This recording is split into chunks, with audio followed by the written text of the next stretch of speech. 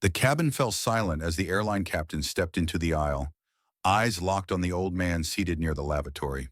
Without a word, he raised his hand in a sharp salute. Every head turned as the passengers realized this wasn't just a flight, it was a reckoning. Hi, everyone.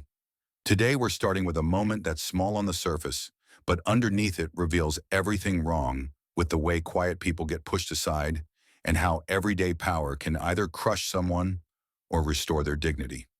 An elderly man in a Navy cap gets asked to switch seats. No explanation, no apology, and almost no one says a word. This could happen to anyone, even you. So before we dive into the story, take a moment to like the video and subscribe, but only if you truly enjoy what I do here.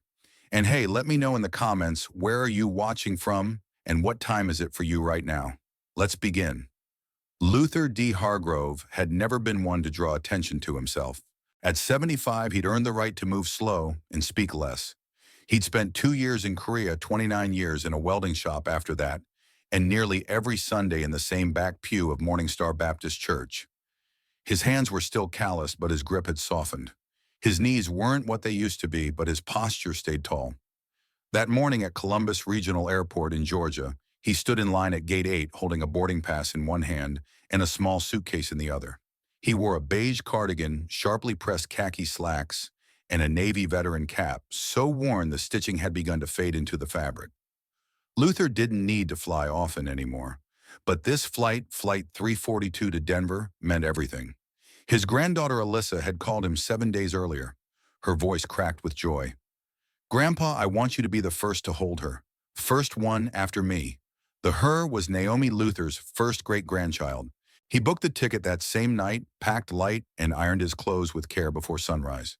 At the gate, families clustered together, college students scrolled their phones, and businessmen murmured over Bluetooth calls. Luther found a corner near the window and sat quietly. When boarding was announced, he waited until his group number was called. No rushing, no cutting. As he walked the jet bridge, the flight attendant at the cabin door gave a rehearsed smile and chirped. "Welcome aboard." Luther nodded. Didn't smile. Not out of rudeness, he just never did anything he didn't mean. He found his seat, 14C, aisle, just how he liked it, easy on the knees. He tucked his carry-on into the overhead bin and lowered himself slowly into the seat. The middle was still empty. The window seat held a young man who looked no older than 20, earbuds already in head, tilted back, oblivious to everything. Luther didn't mind. He reached into his coat pocket and pulled out a small, cracked paperback. The title was faded out, but he knew every chapter like he'd written it himself.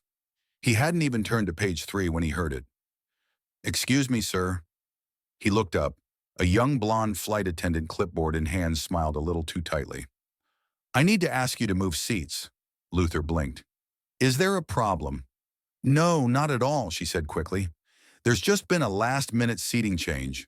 We'd like to relocate you to a seat further back." He looked down at his ticket. "This says 14C. "Yes, sir, I know. We've had a reassignment. It'll just be easier this way. If you wouldn't mind moving to row 33, aisle seat E." There was a pause. She didn't offer any explanation beyond easier. She didn't say why the change was needed. She didn't ask if he was okay walking all the way back. She just waited. And Luther, like he had so many times before, simply nodded. He stood slowly, pocketed the paperback, and reached for the handle of the overhead bag. But the attendant raised a hand. "You can leave, that will bring it back to you." Luther stared at her. "I prefer to keep it close." "I understand, sir, but it's just easier this way." He didn't argue. He just walked down the aisle behind her, his shoulders square steps steady. As he passed row 15, a few heads turned. One man, middle-aged, clean-shaven, seated near the emergency exit, watched intently. Row 33 was in the back across from the lavatories. Luther took his new seat, quietly slid the paperback onto the tray table, and folded his hands in his lap. He didn't say a word. He didn't have to. Back in row 14, the window seat still held the headphone kid. But now the middle seat filled with a man in a pressed Navy suit, silver at the temples, scrolling through emails on a sleek tablet. He looked up as Brittany, the flight attendant, checked on him again. "Thanks again for sorting that out," he said loudly enough to Carrie. She smiled. "Of course." He leaned back, took a sip from a complimentary bottled water, and looked right at home. But someone else wasn't. The man in row 17 who'd watched the entire thing, Reed Wallace, fidgeted in his seat. He was 39, casual but professional, traveling for work. He knew a quiet injustice when he saw one. He clicked his seatbelt, then he unclicked it, looked over his shoulder, saw the veteran cap now resting on Luther's lap. Something didn't sit right. The rest of the cabin had gone back to business as usual. Boarding announcements, safety briefings, overhead bins clicking shut. But Reed couldn't shake the feeling that something very wrong had just happened. He tapped the shoulder of a nearby flight attendant, not Brittany. This one was older, more seasoned.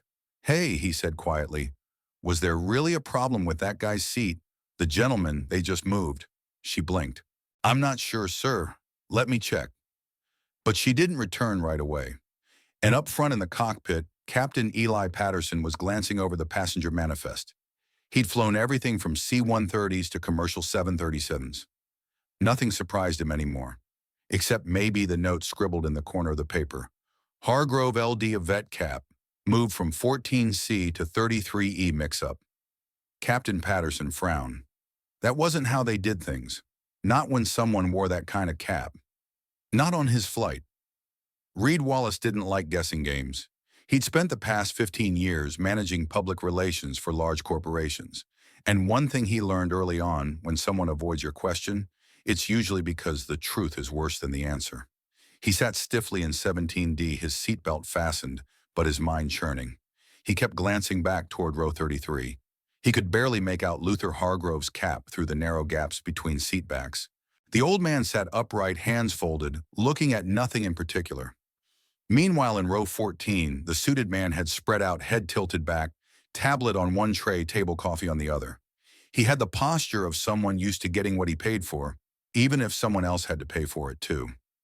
Reed leaned to the woman seated beside him, an older lady wearing a sun hat and reading a paperback romance novel.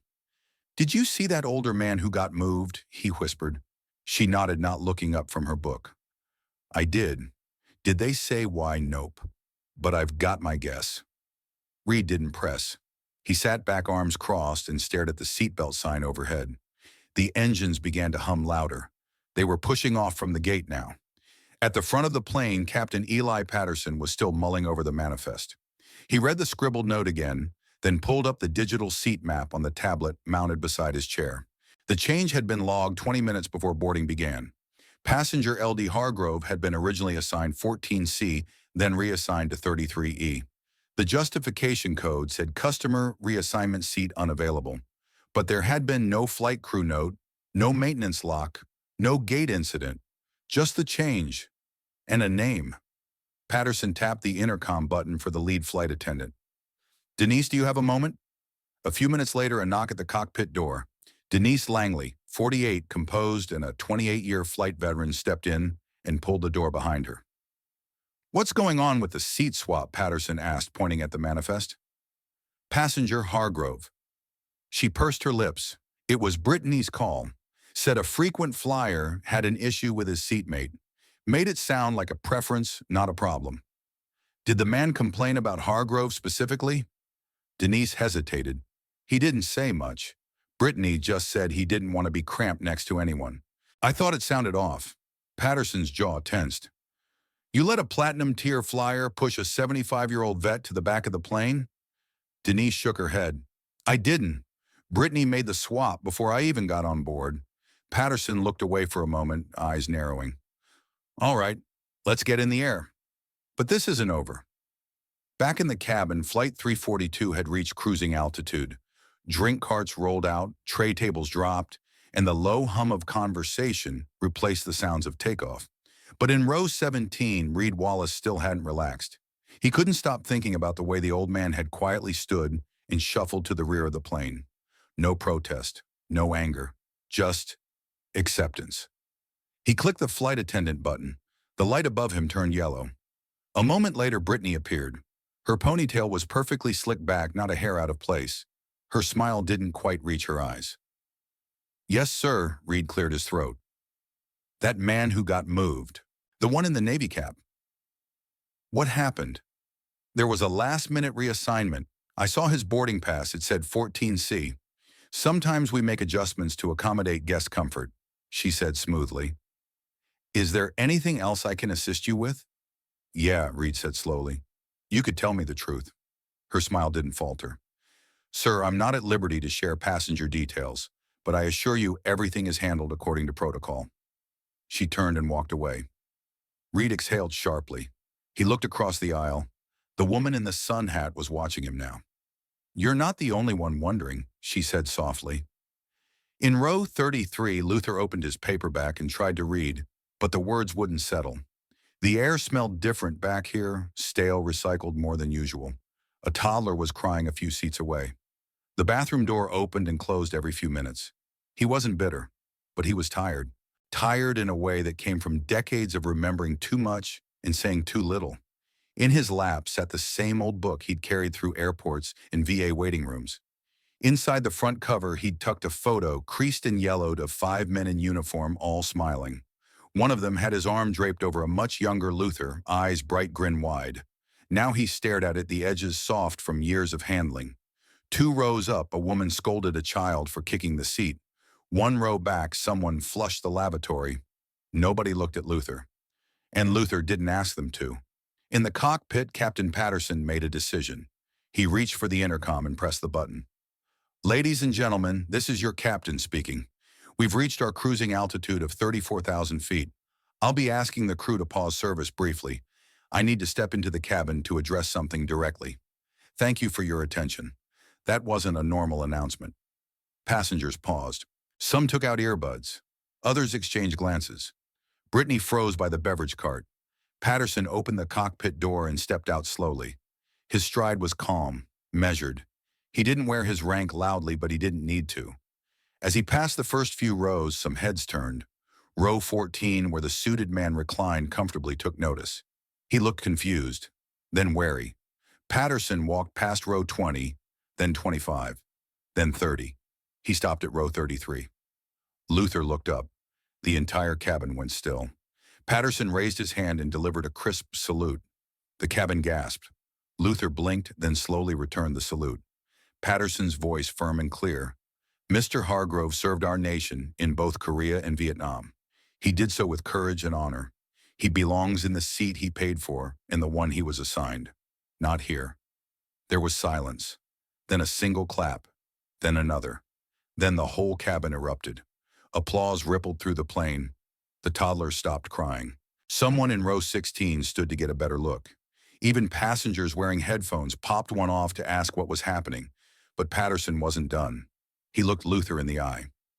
Sir, he said, extending a hand, would you allow me to walk you back to your seat?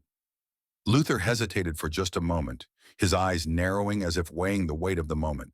He glanced down at his folded hands, then looked up at Captain Patterson, not with suspicion, not with pride, just the quiet pause of a man who'd been through too much to be easily impressed, yet knew sincerity when he saw it.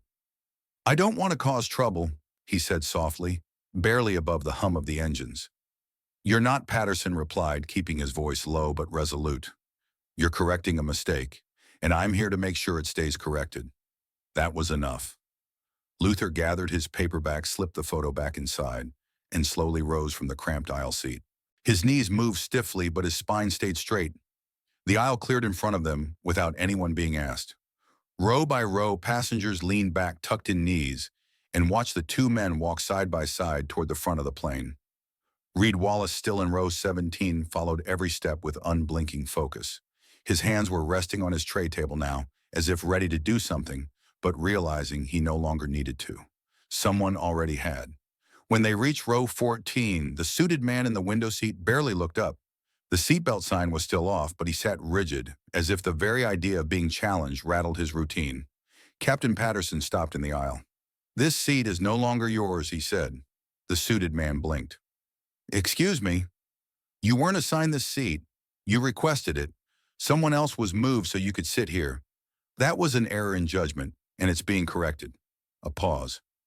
I paid extra for this seat, the man said louder now. Passengers in nearby rows turned their heads. You can't just walk down here, and Patterson cut in, calm but firm. And I am. Unbelievable, the man muttered. He yanked his bag from under the seat, muttering curses under his breath. No one offered to help. No one looked him in the eye. He stepped into the aisle and stormed past the captain and Luther. As he brushed past row 17, Reed caught a glimpse of the man's face, tight red, not embarrassed but exposed. For once, someone like him didn't get away with it. Luther stepped into 14C again. His hands moved slower this time. He lowered himself into the seat with quiet grace, the paperback resting gently on his lap. Captain Patterson remained in the aisle for a second longer than expected. Then he sat down too, right in the middle seat 14B. The woman across the aisle blinked in surprise. "Captain," she whispered, "don't you have to fly the plane?" Patterson smiled politely. "Autopilot will do just fine for a few minutes." Reed couldn't believe it. The suited man was gone. The captain was sitting next to the man who'd been wronged. And suddenly the atmosphere shifted.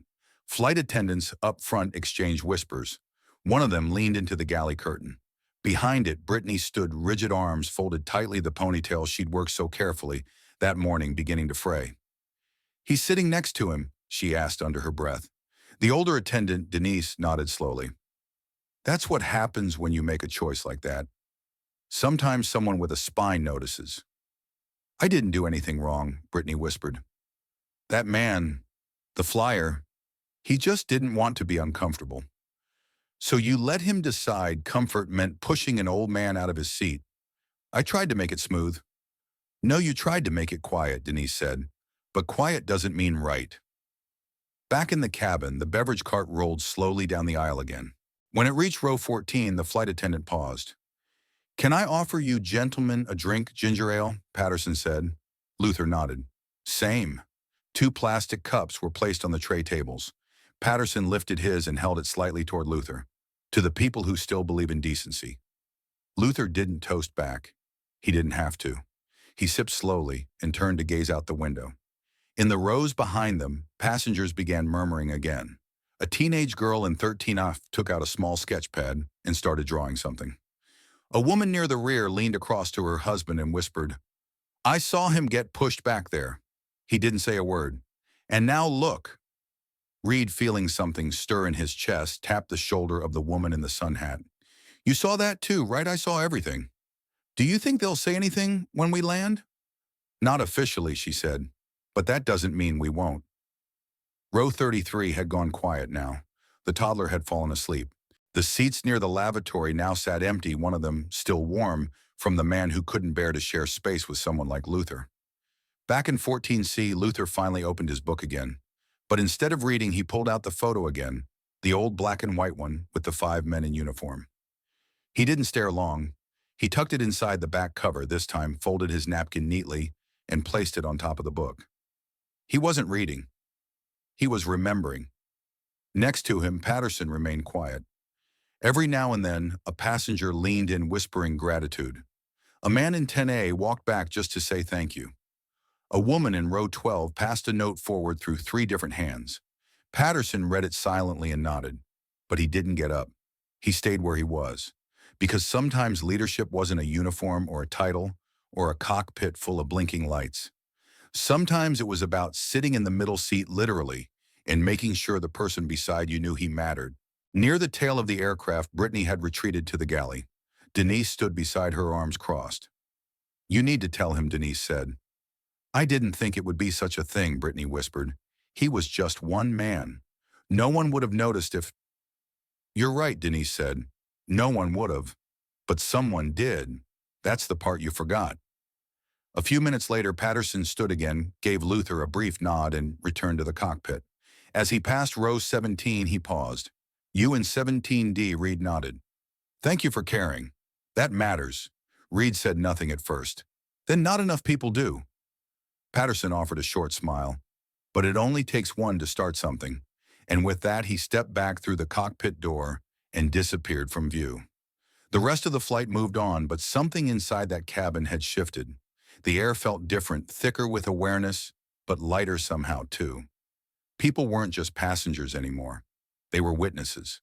Back in row 14, Luther sat still, his hand resting lightly on the armrest between him and the captain's now empty seat. He didn't say much. Didn't need to. Sometimes presence was enough. Sometimes being seen, finally seen, was the only thing a man like him really wanted. Across the aisle, the teenage girl who'd been sketching, tapped her pen against her pad, studying Luther carefully.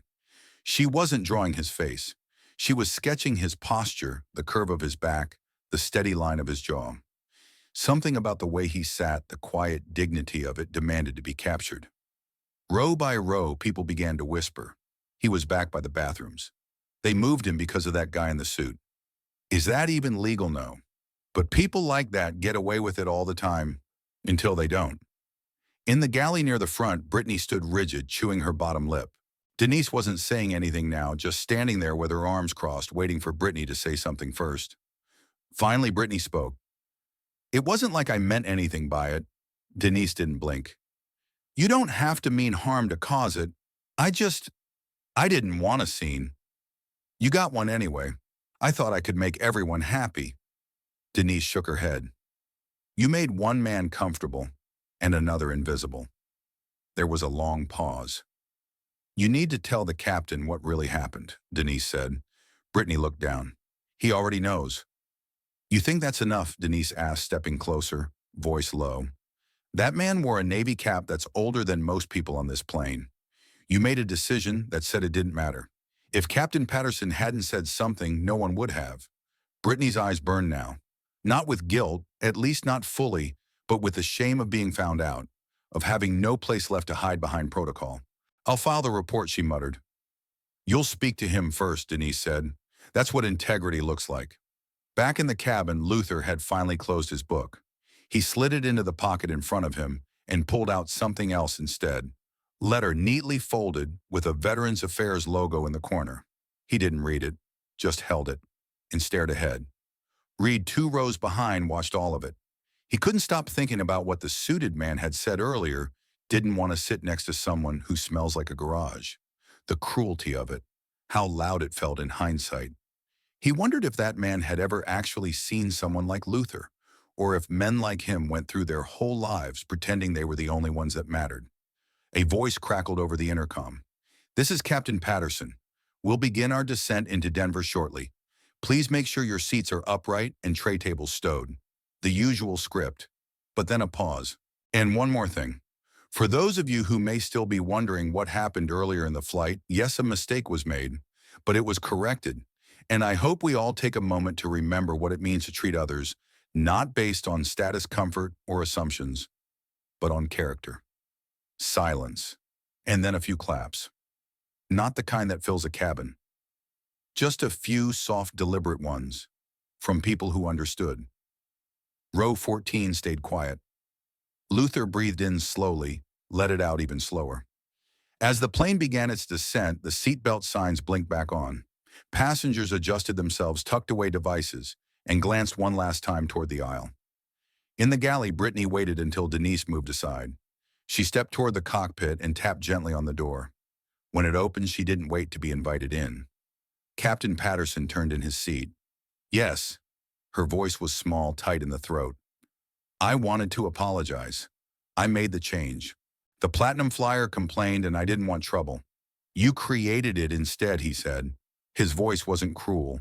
It was steady. I know, she whispered. I thought it would just blow over. Patterson tilted his head slightly. It almost did. That's what happens most of the time. She nodded, cheeks red. Did he say anything to you? Patterson asked. No, not one word. That's the worst part, isn't it? He said. Sometimes the people we ignore are the ones who carry the most weight. I didn't think anyone would notice. Well, Patterson replied, turning back toward the window. Next time act like someone will. She didn't respond, just stood there, then left. Back in the cabin, as wheels touched down and flaps extended, the cabin tilted gently forward. Phones lit up, seat backs clicked into place. But no one stood yet, not even when the seatbelt light clicked off with a soft ding. They waited. Row by row they waited, until Luther stood. Then and only then did the passengers begin to gather their things. Some clapped again softly. Others nodded in his direction. Reed leaned toward him as Luther stepped into the aisle. That should have never happened, sir. Luther paused, looked him in the eye. But it did, he said, and somebody stood up. That was enough. Reed nodded. Passengers watched as Luther walked toward the front of the plane. Captain Patterson was already there, waiting just outside the cockpit. He extended a folded sheet of paper. "From our Veterans Partnership team," he said. "They'd like to speak with you. Your story's not finished. You get to tell it on your terms." Luther accepted the paper, tucked it into his breast pocket. "Appreciate it," he said. Then the captain did something unexpected. He stepped forward and embraced him, not stiffly, not for show. Just one man telling another, "You're seen now. You always should have been." Outside the plane at the terminal, the hum of airport life returned, overhead announcements, rolling luggage-tired voices. But something about Gate A14 felt different. Something had happened that would be hard to forget, even harder to ignore. And the man who'd sat in silence near the bathroom now stood tall in the middle of it all. Luther stepped through the glass doors of the terminal, his gait slow but steady, that same paper from the captain still tucked into the front pocket of his cardigan. The letter wasn't flashy, just a contact, a name, a quiet offer to hear his story if he ever felt ready to tell it. But Luther already knew he didn't need to tell it to the world. He just needed to tell it to one person, and she was waiting. Near baggage claim, the crowd was thinning. A few families clustered around the conveyor belts, and voices echoed off tile floors and high ceilings. Then just beyond the crowd, he saw her. Alyssa, mid-30s, hair pulled back into a loose bun, wearing a navy blue hoodie, and holding a baby carrier close to her chest. Her free hand waved the moment she spotted him. Grandpa Luther's breath hitched. He quickened his pace, one foot steady in front of the other, until she reached him halfway. She wrapped her arm around his shoulders, the carrier bumping gently against his side. "You made it," she whispered into his ear. "Wouldn't have missed it," he said, voice gravelly but warm. "Meet Naomi." Alyssa said, pulling back just enough to tilt the carrier toward him. Luther looked down at the tiny face, cheeks, round eyes just beginning to open. Wrapped in a lavender blanket, little Naomi looked like peace in miniature. Something in Luther's chest swelled, something that hadn't moved in a long time. Not pride, not even relief. It was deeper than that. Possibility. He reached into his pocket and pulled out a tiny stuffed bear he'd bought from the airport gift shop in Georgia. It wasn't much, just a small stitched thing with eyes slightly crooked, but he tucked it gently beside the baby and whispered, "You don't know it yet, little girl, but this world needs you to help make it better." Alyssa wiped her cheek. "Are you okay? You look different." Luther looked at her, then away for a moment, gathering the right words. "Something happened on the plane." She stiffened slightly. "What kind of something?" He shook his head. "Not the kind that breaks you, the kind that shows you who's still got a spine." They sat near the carousel while they waited for his luggage. Alyssa pulled out a sandwich turkey with mustard, just how he liked it. He took a bite and nodded. "Tastes like home." For a few minutes, they didn't say anything. Naomi stirred slightly but didn't cry.